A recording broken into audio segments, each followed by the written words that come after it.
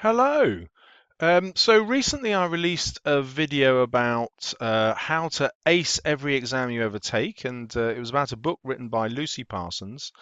Pop down to the description and you can get a link to it straight through on Amazon. But I'm just going to give you some free resources that she gives on her website. Just type in Life More Extraordinary and you'll get there. So she has 10 steps that guarantee you exam success. Number one, know why you're taking these exams. That's quite an interesting question, isn't it? I love the way that she starts with what motivates you rather than what techniques to use. Because if you get the motivation right, if you actually work out what it is that's in it for you, you'll be much more passionate about your revision and you'll stop seeing it as a boring chore. You will see it as a massive opportunity to get what you want in life. So, this is what she says. It may sound obvious, but students need to know why they're taking their exams if they're going to pour their heart and soul into their studies. This goes beyond the vague idea that you need to pass your exams to get a job. Each student needs to have a personal reason for getting the best grades possible, and this will unleash your motivation. And that's described me exactly when I was at school. My parents left school at 14. I had no desire to go to university, not really. But I also didn't really want a job. I worked from the age of 18 to 19, and I really found it boring. It was soul destroying. And it was actually that persuaded me to get decent A levels and go to school. But that's leaving it a bit late, isn't it? One of the other things that really made a difference to me was visiting my girlfriend at university. And that just blew me away, the opportunities that she had at university that I didn't have. So perhaps that's the best thing for you to do. Go and visit a university that you're interested in. If you like sport, visit Bath University, visit Loughborough University. My God, you'll want to go. But whatever your passion is, go and visit the university that does that well. And if that doesn't motivate you, then perhaps um, perhaps university is not for you. But really, it is, and it's worth the money. Believe me. Right, step two, having the right attitude. Each student must believe in their own ability and the fact that hard work will yield good results. This is really interesting for me. If you're on my YouTube channel already, and it's March now, then the chances are you are that person who believes in your ability, or you might not think you're that clever, but you know that hard work will pay off. Now, I got through this with my own children by making them do lots of different sports and lots of different musical instruments when they were young. I say making them, I just introduced them to classes and they did this stuff until they got bored with some and absolutely passionate about others. But the great thing about sport and music is it taught my kids that the more hard work you put in, the better you get. I mean, it is as simple as that. It's nothing to do with natural ability and brains. If you put in the work, you will get the results. And if I can put that in another context, I've got a class at school at the minute with about 3 students in it who really don't believe that they can ever succeed. And so their behavior in the lesson is poor, and the other children in the class consequently believe that they're in a bottom set and that they can never achieve. And I can show them their grades. Lots of them are getting grade 5, level 5, level 4, um, grades that you wouldn't get in a bottom set, but they just don't believe in themselves. And so my work for the rest of this year isn't actually going to be teaching them how to pass exams. I'm actually trying to design a way of teaching that's going to get them to believe in themselves. That's really tough. But if you've got that self belief, then everything else will fall into this place. Again, if I can tell you about my daughter, she's come out of university. This is her first year in work. Her first job is paying her £30,000 a year, which is much, much more than you get starting as a teacher, for example. And she's just given it up in order to go traveling for 6 months. And that's because of her belief. She knows that she'll come back and she'll succeed in whatever she does. It's not because she's a genius academically, it's because she has learned the right attitude. Self care. Students need to look after themselves and be looked after by their nearest and dearest in order to stay happy and healthy. This includes having the right amount of sleep, eating nutritious food, taking regular exercise, and having time for fun. Um, Now, I can't emphasize that highly enough. If you exercise, your brain actually works better. That's just an actual fact. It improves your circulation, the oxygen to your brain is better, and obviously all the endorphins from exercise. I try to exercise at least 4 times a week. Um, I try not to eat any carbohydrates. I just eat fats and protein. Um, I have vegetables, but I don't have any sugars, pasta, bread. Um, and so I'm always full of energy. And I don't do so well with the amount of sleep, I'm afraid. But what I don't do is stay up on the internet looking at a screen after 11 o'clock. So just look after yourself and you'll feel great. Time management. I'm actually not very organized. People who talk to me are astonished by how much I get done because I've got a reputation for not being organized. Now, Lucy Parsons has got some brilliant advice in her book about how to organize yourself. Um, I can't do that, but what I do is I make sure I do a little bit of all the things that interest me every day. So I do a little bit of marking, a little bit of lesson preparation, a little bit of making videos, a little bit of writing. And I might not finish many of those things in the day, but because my time management means I'm doing something different every hour or two, I'm always making progress towards my goals.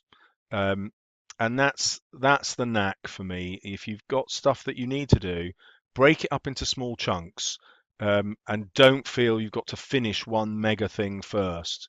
And so if you're revising, revise in 20-minute chunks, and revise history for 20 minutes, then science for 20 minutes, then go off and watch some TV for 20 minutes, come back, do 20 minutes of maths, test yourself on the maths and the history, and I forgot what else you did in the other 20 minutes, for another 20 minutes, and so on. Break things up into 20-minute chunks. You'll never get bored, and you'll never feel that you're slogging your guts out. Number 5, get organized. Well, I've dealt with that. It's really the same thing. Um, but have the right equipment ready. And also, for me, what's most important is having a place, somewhere you're going to go to revise, somewhere that is just you and it's not your entertainment systems. Don't revise with music because that gives you music to think about. Don't have your phone or your iPad or whatever it is connected to any social media. So I've got my iPad sitting in front of me now, but it's turned off. Um, you know, I just don't pay any attention to it. Create habits for success. I love this idea. Um, so Lucy Parsons has introduced something to me which is actually quite exciting. She says, set yourself a really, really low target. So imagine that you wanted to improve your exercise. She said, set yourself the target of doing one press up a day. And although that sounds stupid, you will find that you will always be able to do one press up a day. And in fact, once you start, you'll often do many more. But because your target was only one, you can never fail it. And that will actually give you a routine where you're just in a habit of doing press ups every day. I thought that was fabulous. It's not actually the best way to build muscle mass. So, for those of you who want to know, you need 48 hours rest. So, do press ups one day and sit-ups the next, perhaps. Don't hit the same muscle, but you get the idea. If you just do so, she does that with revision, and she says, well, you might be really poor at revision, so why don't you set yourself a target of 5 minutes a day? And those 5 minutes over a week will be 35 minutes. So every week you'll have done 35 minutes of revision. Well, let's round that up to an hour. Let's do 8 minutes a day or so. If you did an hour's revision every week, just in 8-minute chunks, how powerful would that be by the time you got to your GCSEs? It would be really powerful. And yet, it's only 8 minutes a day. And that's a fantastic routine. Create the habits for success. Widen your knowledge. That's really, really powerful. So, my son, for example, was interested in physics. and he knew that he wanted to do physics at university. He's actually ended up doing physics and maths, but he went on YouTube and he watched the best physics YouTubers. No, not Brian Cox. Much better physics YouTubers than that.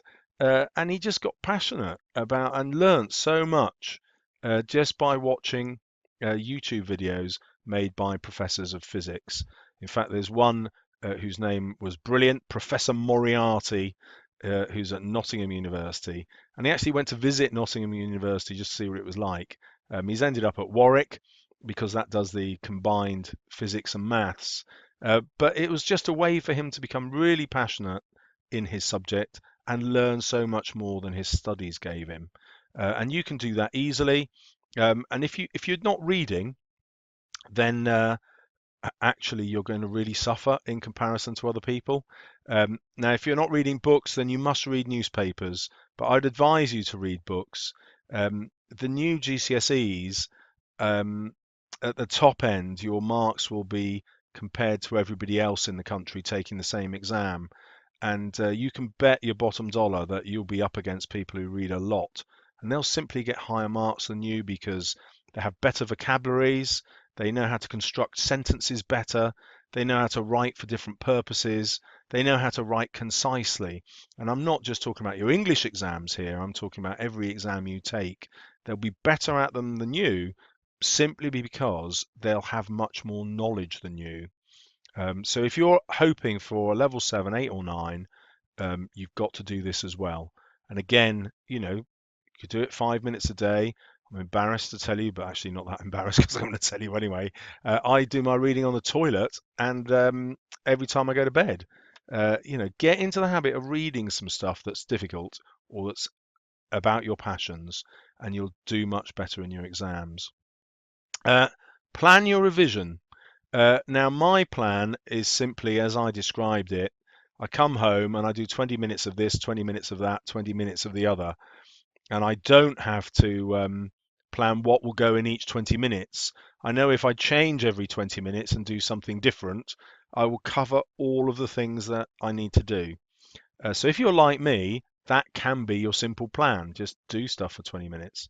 If you're a real planner, and Lucy Parsons is, um, then you will work out which subjects you're going to do and which parts of those subjects. And, if you want to make your revision really easy, what you'll do is pick on the stuff you don't do well. You'll spend very little time practicing the stuff you know.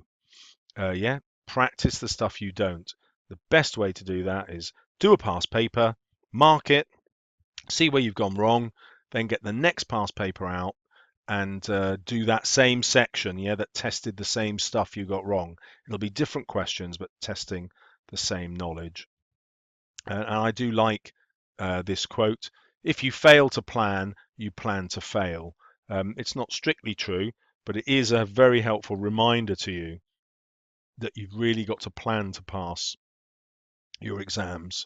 Get the revision done. That's really powerful. There's no point leaving a revision till April and thinking, "Oh yeah, I'll do fantastically in April." I'll show you my viewing figures for April in a minute to show you how many thousands of students leave their revision to the last minute when it's much too late. And of course, even if you did manage to learn loads of stuff in the week before the exam and you got a good exam grade, that's really not what's best for you because you had to start with why you're taking these exams. It was to, well, I'm assuming it was to have some overarching goal, something you wanted to get to. And I suggested that might be university, it might be a really good job, but if you've only just learnt this knowledge the week before, you'll forget it, and then you'll start your A levels, and that knowledge will be wasted. It won't be there. You won't be able to retrieve it because you haven't put it into long-term memory. And the only way to get it into long-term memory is to get the revision done now, and then keep repeating. And those 20-minute slots will save you. And then exam time. Students who follows these steps will be well prepared and confident by the day of the exam. And I tell my students to show off. When you get into the exam, you've prepared, just go in and show off. Don't worry, because you know that you're going to do well. All that remains is to turn up on time with the right equipment, follow the instructions, and answer the questions, not the questions you wish were on the paper. That's a really top tip. Many students, especially in English, I'm just marking poetry comparison essays at the minute, and students are writing everything they know about one of the poems rather than actually thinking about the question and then actually thinking about how to compare. So, if that quick guide is any help to you in your revision, pop over to lifemoreextraordinary.com for more advice, or better still, use the link in my description below and buy the Lucy Parsons guide to acing every exam you ever take. Obviously, if you'd like more videos, don't forget to subscribe, and well done if you've got to the end of the video. You're obviously someone who's going to do tremendously well.